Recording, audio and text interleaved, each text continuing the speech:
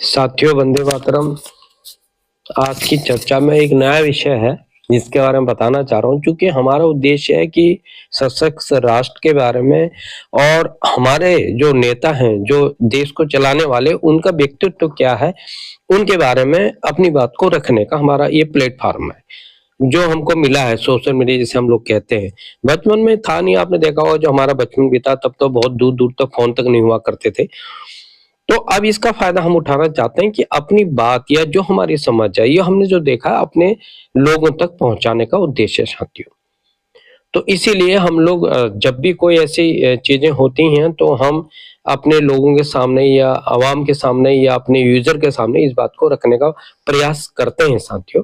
साथियों, कुछ अभी कुछ जानकारियां प्राप्त हुई हैं, क्योंकि हम करते रहते हैं जो हमारे संपर्क सूत्र हैं उनके द्वारा, कि आपको ये सुन के बड़ा ताज्जुब होगा और आश्चर्य होगा कि जो हमारे लीडरान हैं, जो हमारे नेतृत्व करता है, उनकी क्या सोच है।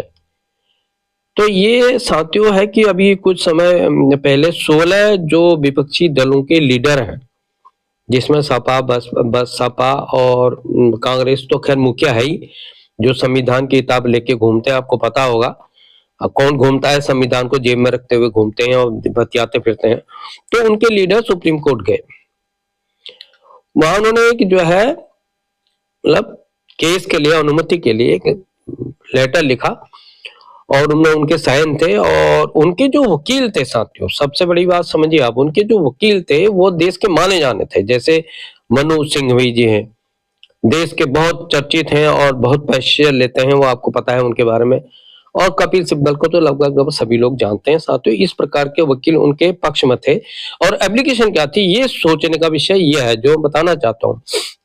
उन्होंने कहा, साहब जो भी सरकार इस समय, चाहे वो सीबीआई हो, ईडी हो, सीडी हो, पीडी हो, जितनी भी संस्थाएं हैं, जो जांच एजेंसियां हैं, उनके लिए आदेश पारित करवाइए आप कि जो भी विपक्षी दल हैं उनके खिलाफ कोई कार्रवाई ना की जाए।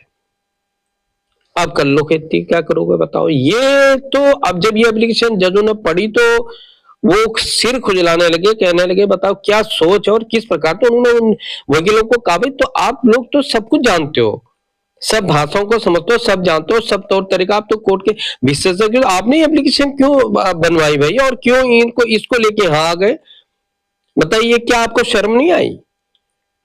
मतलब इस प्रकार की भाषा आप प्रयोग कर रहे हो कि आपको शर्म नहीं आई? तो उन जजों ने उसको कूड़ेदान में डाल दिया, डस्टबिन में डाल दिया। अब ये सोच